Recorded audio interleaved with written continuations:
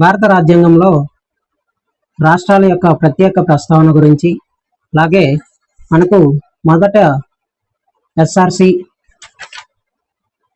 నివేదిక ప్రకారం మనకు ఎన్ని రాష్ట్రాలు ఉన్నాయి, అలాగే కేంద్రపాలిత ప్రాంతాలు ఎన్ని ఏర్పడ్డాయి అనే విషయాల గురించి మనం ఈ వీడియోలో తెలుసుకుందాం అండి.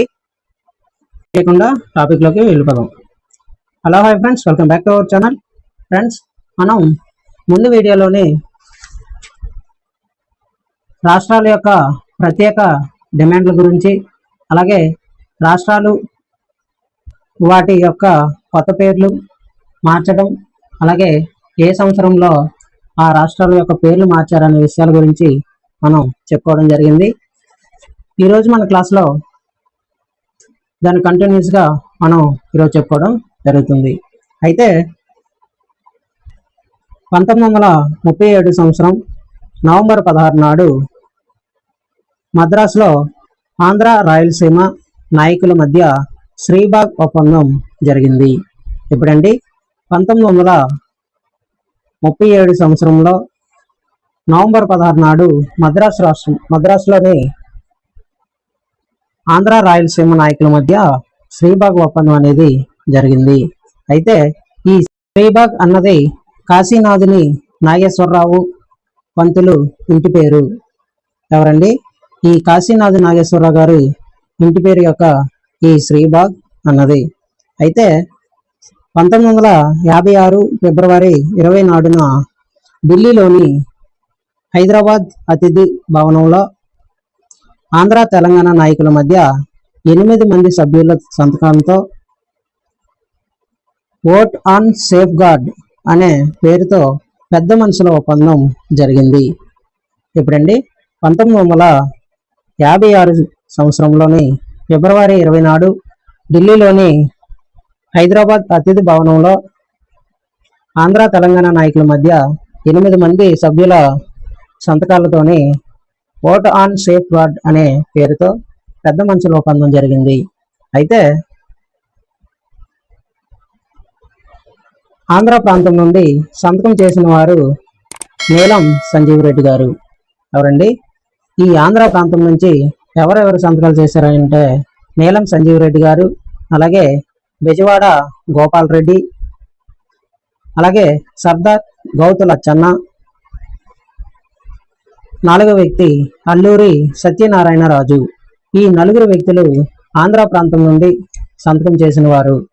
అదేవిధంగా తెలంగాణ ప్రాంతం నుండి సంతకం చేసిన వారు ఊర్ముల రామకృష్ణారావు, అలాగే కేవి రంగారెడ్డి, 3వ వ్యక్తి మర్రి చెన్నారెడ్డి, 4వ వ్యక్తి జేవి నరసింగరావు. ఈ 4 వ్యక్తులు కూడా తెలంగాణ ప్రాంతం నుండి సంతకాలు చేసిన వారు. అయితే తర్వాత చూసినట్లయితే రాజ్యాంగంలోని రాష్ట్రాల ప్రత్యేక ప్రస్తావన. ఈ రాజ్యాంగంలోని ఏ రాష్ట్రాలకు ప్రత్యేకమైన ప్రస్తావన అనేటువంటిది ఉందో మనం చూద్దాం. అయితే 371 ఆర్టికల్ మహారాష్ట్ర, గుజరాత్ రాష్ట్రాల కోసం ప్రత్యేక ప్రస్తావన చేయడం జరిగింది. ఈ 371 ఆర్టికల్. అలాగే 371A ఆర్టికల్ నాగాలాండ్ రాష్ట్రం కోసం, అలాగే 371 సబ్ ఆర్టికల్ బి అస్సాం రాష్ట్రం. ఈ అస్సాం రాష్ట్రం కోసం ప్రత్యేక ప్రస్తావన చేయడం జరిగింది. అలాగే మణిపూర్ రాష్ట్రం కోసం 371C ఆర్టికల్ అనేది ప్రత్యేక ప్రస్తావన తీసుకురావడం జరిగింది. అలాగే 371D ఆర్టికల్ ఉమ్మడి ఆంధ్రప్రదేశ్లోని తెలంగాణ ప్రాంతానికి చెందిన 6 సూత్రాల పథకం అమలుకు సంబంధించింది. ఈ 371D ఆర్టికల్ అనేది ఉమ్మడి ఆంధ్రప్రదేశ్లోని తెలంగాణ ప్రాంతానికి చెందిన 6 సూత్రాల పథకం కోసం ఈ 371Dని తీసుకురావడం జరిగింది. అలాగే 371Dను 32వ రాజ్యాంగ సవరణ ద్వారా 1973 సంవత్సరంలోని దీన్ని చేర్చడం జరిగింది.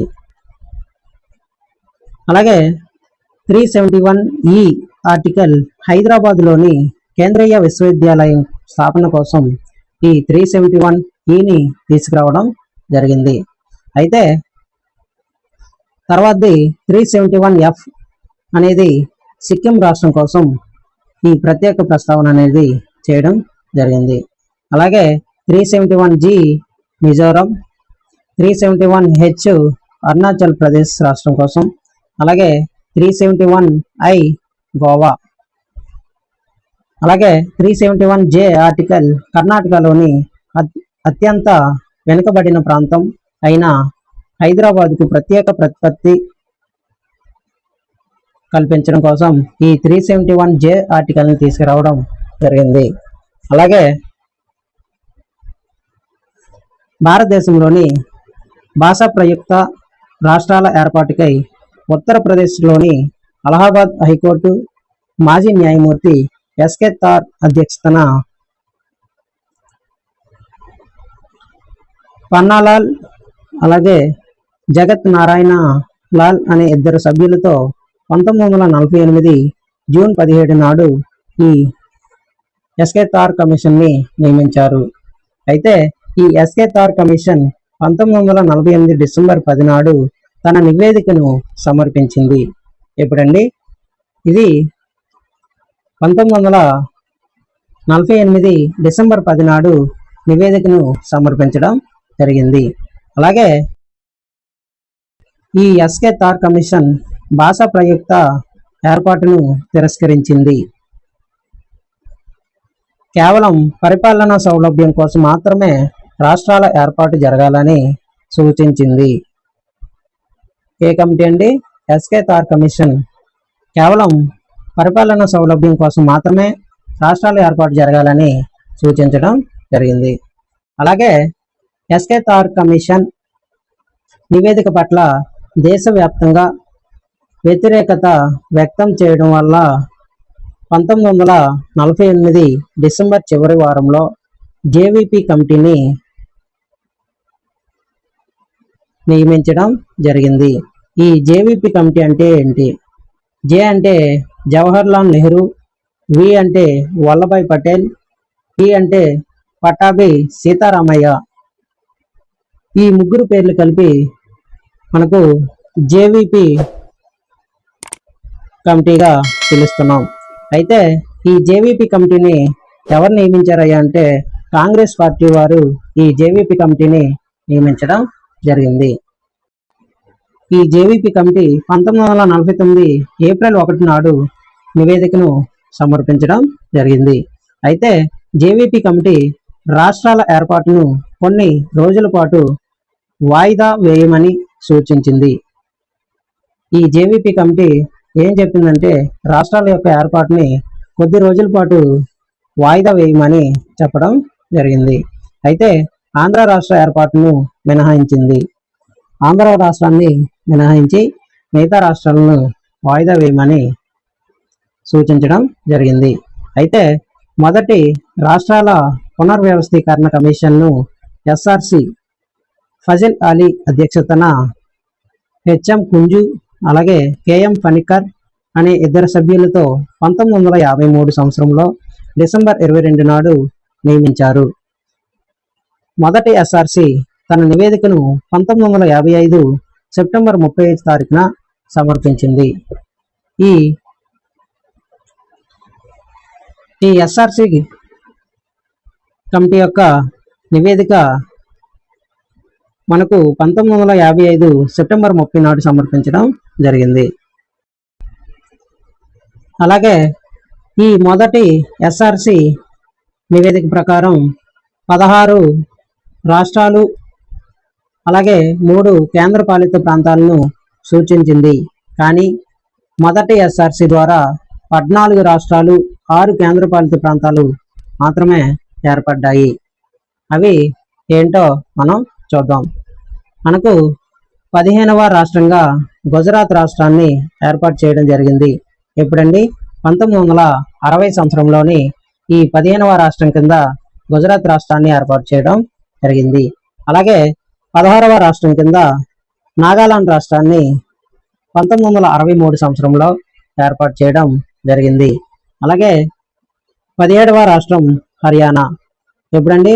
1966 సంవత్సరంలో షా కమిషన్ సూచనతో ఈ హర్యానా రాష్ట్రాన్ని ఏర్పాటు చేయడం చేశారు.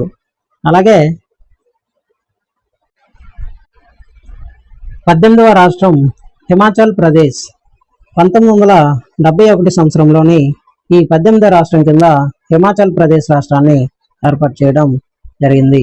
అలాగే 19వ రాష్ట్రం కింద మణిపూర్ రాష్ట్రాన్ని 1972 సంవత్సరంలో ఏర్పాటు చేశారు. అలాగే త్రిపుర రాష్ట్రాన్ని 1972 సంవత్సరంలో 20వ రాష్ట్రం కింద ఏర్పాటు చేశారు. అలాగే 1972 సంవత్సరంలో 21వ రాష్ట్రం కింద ఈ మేఘాలయ రాష్ట్రాన్ని ఏర్పాటు చేయడం జరిగింది. మనకు MTM అంటే మణిపూర్, త్రిపుర, అలాగే మేఘాలయ. M అంటే మణిపూర్, T అంటే త్రిపుర, M అంటే మేఘాలయ. ఈ 3 రాష్ట్రాలు కూడా 1972 సంవత్సరంలోనే ఏర్పాటు చేయడం జరిగింది. అలాగే తర్వాత చూసినట్లయితే 22వ రాష్ట్రం కింద సిక్కిం రాష్ట్రాన్ని 1975 సంవత్సరంలో ఏర్పాటు చేశారు. అలాగే 23వ రాష్ట్రం కింద మిజోరంని 1987 సంవత్సరంలో ఏర్పాటు చేయడం జరిగింది.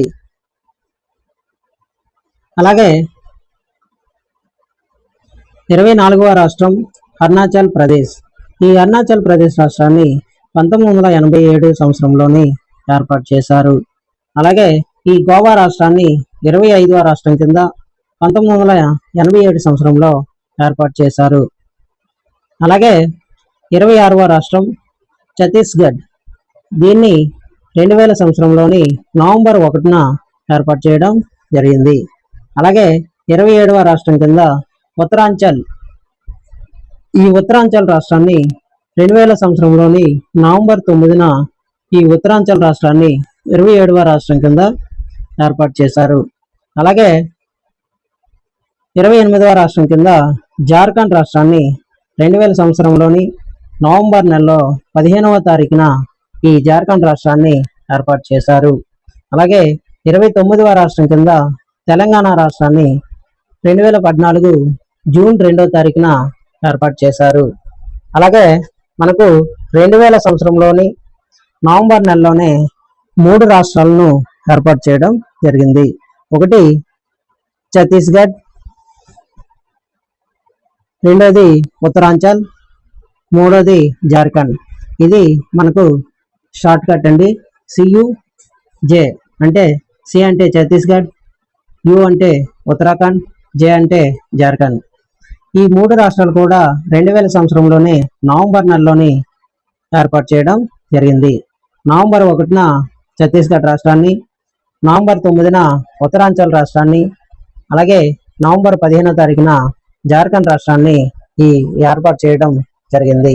అలాగే స్వతంత్రం కంటే ముందు ఏర్పడిన తొలి భాషా ప్రయుక్త రాష్ట్రం ఒరిస్సా. ఎప్పుడండి? 1937 సంవత్సరంలోనే ఈ ఒరిస్సా రాష్ట్రం ఏర్పాటు చేయడం జరిగింది. స్వతంత్ర అనంతరం ఏర్పడిన తొలి భాషా ప్రయుక్త రాష్ట్రం ఆంధ్ర రాష్ట్రం. ఎప్పుడు? 1953 సంవత్సరంలోని ఈ ఆంధ్ర రాష్ట్రాన్ని ఏర్పాటు చేశారు. స్వతంత్రం రాకముందు ఒరిస్సా రాష్ట్రాన్ని 1937 సంవత్సరంలో ఏర్పాటు చేశారు. అలాగే స్వతంత్రం వచ్చిన తర్వాత మనకు ఆంధ్ర రాష్ట్రాన్ని 1953 సంవత్సరంలో ఏర్పాటు చేశారు. అలాగే ఆంధ్ర రాష్ట్ర ఏర్పాటుకై ఆమరణ నిరాహార దీక్ష చేసిన మొట్టమొదటి వ్యక్తి గొల్లపూడి సీతారామ శాస్త్రి. ఎవరండి? మనకు ఆంధ్ర రాష్ట్రం రావాలని ఆమరణ నిరాహార దీక్ష చేసిన మొట్టమొదటి వ్యక్తి గొల్లపూడి సీతారామ శాస్త్రి గారు ఈ ఆమరణ నిరాహార దీక్ష చేయడం జరిగింది. 1951 ఆగస్టు 15 నుండి సెప్టెంబర్ 20 వరకు ఈ ఆమరణ నిరాహార దీక్ష చేయడం జరిగింది. ఎన్ని రోజులండి? 35 రోజుల పాటు గుంటూరులో దీక్ష చేశాడు. ఎవరు? ఈ గొల్లపూడి సీతారామ శాస్త్రి అనే వ్యక్తి 35 రోజులు ఆమరణ నిరాహార దీక్ష చేయడం జరిగింది. అలాగే ఆచార్య వినోబా భావే సూచన మేరకు తన దీక్షను విరమించారు. 1952 అక్టోబర్ 19 నాడు పొట్టి శ్రీరాములు మద్రాసులో బులుసు సాంబమూర్తి ఇంట్లో 58 రోజులు దీక్ష చేసి 1952 డిసెంబర్ 15 నాడు అమరుడయ్యాడు. 1952 అక్టోబర్ 19 నాడు పొట్టి శ్రీరాములు గారు మద్రాసులోని ఉన్న బులుసు సాంబమూర్తి ఇంట్లోని 58 రోజుల పాటు దీక్ష చేయడం జరిగింది. అయితే 1952 డిసెంబర్ 15 నాడు ఆయన అమరుడవడం జరిగింది. అలాగే తర్వాత చూసినట్లయితే ఆంధ్ర రాష్ట్రం 1953 అక్టోబర్ 1 నాడు 11 జిల్లాలతో కర్నూలు రాజధానిగా, హైకోర్టు గుంటూరులో, అలాగే సీఎం త్రివేది గవర్నర్గా, టంగుటూరి ప్రకాశం పంతులు ముఖ్యమంత్రిగా ఏర్పడింది ఆంధ్ర రాష్ట్రం. ఇప్పుడండి 1953 అక్టోబర్ 1 నాడు 11 జిల్లాలతో మనకు ఆంధ్ర రాష్ట్రం ఏర్పడడం జరిగింది. అయితే అప్పుడు కర్నూలుని రాజధానిగా చేసుకొని అలాగే హైకోర్టు కూడా గుంటూరులో ఏర్పాటు చేసి సీఎం త్రివేది గవర్నర్గా, అలాగే టంగుటూరు ప్రకాశం పంతులు గారు ముఖ్యమంత్రిగా చేసి ఆంధ్ర రాష్ట్రాన్ని ఏర్పాటు చేయడం జరిగింది. అయితే హైదరాబాద్ రాష్ట్రానికి బూర్గుల రామకృష్ణారావు 1952-56 వరకు సీఎంగా పనిచేశాడు.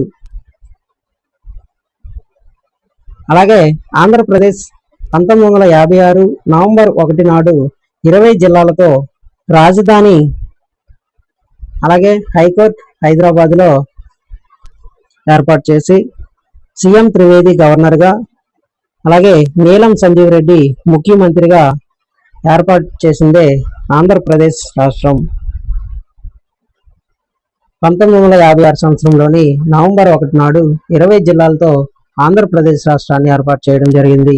అయితే అప్పట్లో సీఎం త్రివేది గారు గవర్నర్గా నియమించారు, అలాగే నీలం సంజీవ్ రెడ్డిని ముఖ్యమంత్రిగా నియమించడం జరిగింది. మనకు హైదరాబాద్లోనే హైకోర్టు, అలాగే ఇదే హైదరాబాద్ని రాజధానిగా చేసుకొని మనకు ఆంధ్రప్రదేశ్ రాష్ట్రాన్ని ఏర్పాటు చేయడం జరిగింది. అలాగే 21వ జిల్లా కింద ప్రకాశం జిల్లాని 1970 సంవత్సరంలో ఏర్పాటు చేశారు.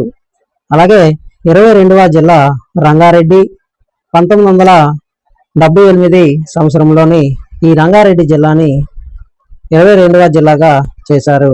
అయితే 1979 సంవత్సరంలో విజయనగరం జిల్లాని 23వ జిల్లా కింద ప్రకటించడం జరిగింది. అయితే వాంచు కమిటీ సూచన మేరకు ఆంధ్ర రాష్ట్రం ఏర్పడింది. మనకు ఏ కమిటీ మేరకు మనకు ఆంధ్ర రాష్ట్రం ఏర్పడిందంటే వాంచు కమిటీ సూచన మేరకు ఆంధ్ర రాష్ట్రం ఏర్పడింది. అలాగే 5వ రాజ్యాంగ సవరణ 1955 ద్వారా రాష్ట్రాలు పేర్లు మార్చే విషయంలో, సరిహద్దు మార్పు విషయంలో రాష్ట్రాల అభిప్రాయం కోసం బిల్లును పంపిస్తారు అని నిబంధనను చేర్చడం జరిగింది. ఇప్పుడండి 1955 సంవత్సరంలో 5వ రాజ్యాంగ సవరణ ద్వారా ఇవి చేర్చడం జరిగింది. అలాగే 10వ రాజ్యాంగ సవరణ 1961 సంవత్సరం ద్వారా దాద్రా నగర్ హవేలీని కేంద్రపాలిత ప్రాంతంగా చేశారు.